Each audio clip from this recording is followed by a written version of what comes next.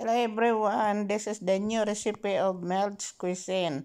Sauce pa lang, ulam na. Ayan guys, panoorin ninyo kung paano niloto ni Mel's Cuisine itong klaseng menu, napakasarap. At ayan, pwede na yan, imukbang ng lahat. Good day everyone.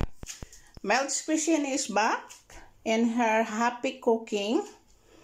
At ito guys, mayroon akong chicken. Nilagyan ko na ng salt and pepper.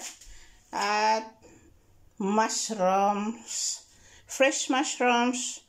Of course, yung ating onion. Ginger. Fresh tomatoes. And garlic powder. So, ang additional dyan is yung oil natin. At lalagyan ko siya ng itlog, ang kanyang sarsa guys. Ito guys ay chicken ala mushroom of Mel's Cuisine. Ang cooking ni Mel's Cuisine ay isang creation, sariling creation para naman tayo ay makaproduce ng ibang menu na hindi na lang natin kinakapi sa mga original na menu. Kasi pwede naman tayo mag-create ng menu na sarili natin na good taste naman. At isa pa ay makontrol natin ang kanyang sugar. So, dito sa aking mga ingredients na ito ay hindi very strong ang sugar.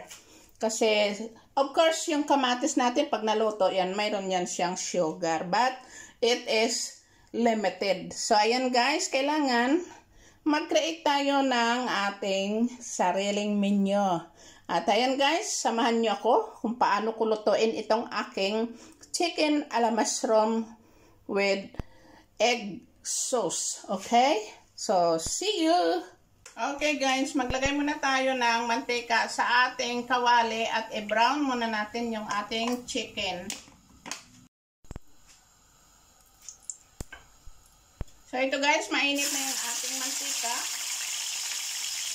I-brown muna natin yung chicken natin.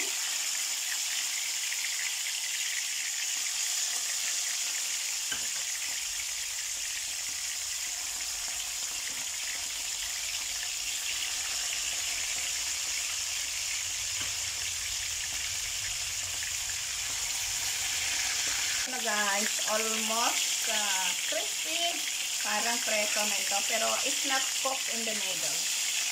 Hot lang siya guys. Ngayon kunin na natin guys.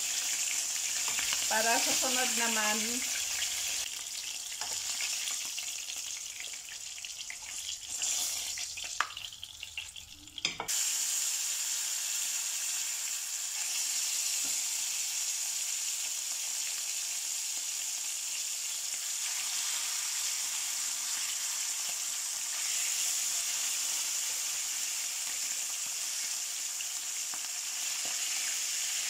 Ito na ang next batch.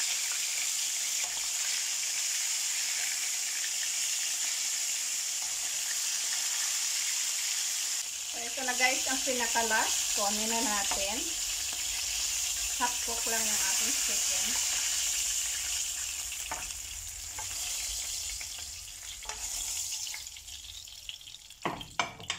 Bawasan muna natin yung ating oil kasi dito natin igisa yung ating mga natitirang.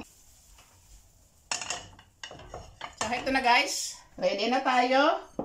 So, ang unahin muna natin ay yung ating onion. And then the next is ginger.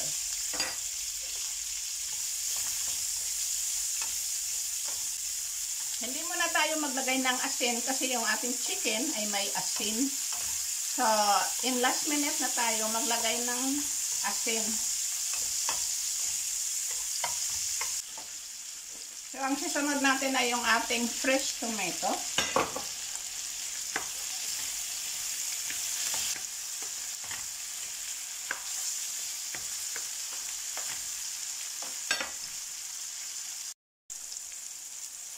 So, ito guys, yung ating kamatis, niluto natin ng a little bit. At pwede na natin ilagay yung ating mushroom. Then, haluin natin. at lagyan ko muna ng takip para madaling maluto ang ating mushroom.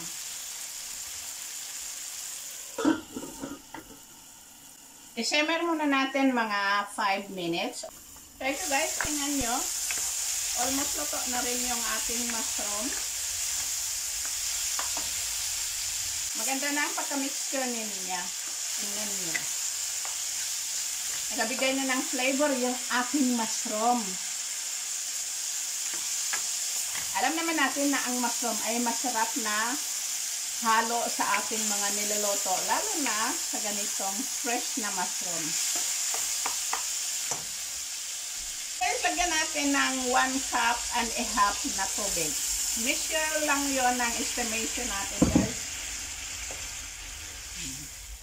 You see? Pero kung gusto niyo na mayroon pang kaunting sabaw, pwede naman yan dagdagan. Ako gusto ko na may kaunting sabaw kasi sinasabaw namin yan sa kanin. Ayan guys, oh. You see? Tingnan niyo guys. Masarap. Kahit ganito nang ito guys, ito pwede na itong ulam.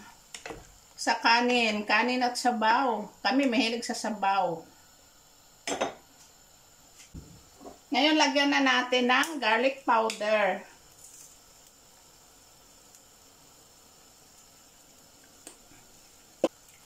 Napakasimple lang itong luto, guys. Pero napakasarap naman. Kasi ang flavor talaga ng mushroom, iyon ang nagadala sa pagbigay ng sarap sa ganitong luto.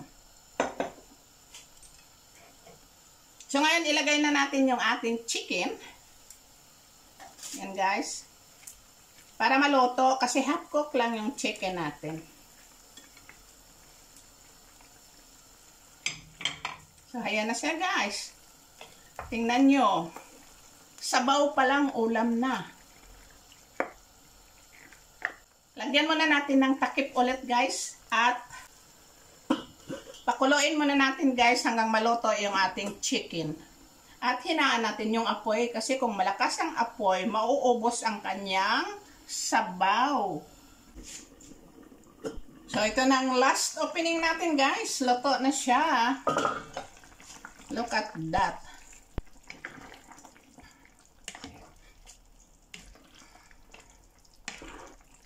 Guys, idagdag na natin yung ating binatin na itlog. Ayan, guys. Oh. Dagdag pasarap.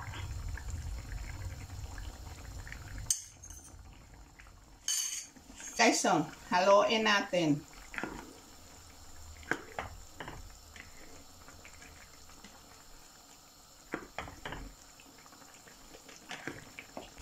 Tikman natin guys ang kanyang sarap.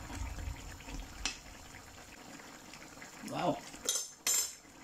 Guys, subukan ninyo at lutuin sa inyong bahay. Very easy. Pwede naman kayo gumamit guys ng mushroom na dried mushroom. Kung sakan kasi ang gamitin ninyong mushroom ay minsan iba ang lasa niyan kaysa yung dried or ganitong fresh mushroom. Ito guys, luto na yung aking niloto. Ayan. So, maraming salamat sa inyong lahat sa pag-support ninyo sa aking cooking.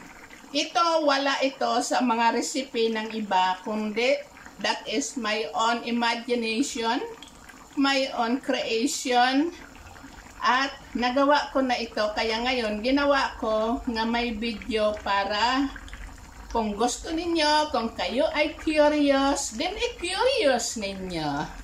Okay guys, so maraming salamat and see you in my next video.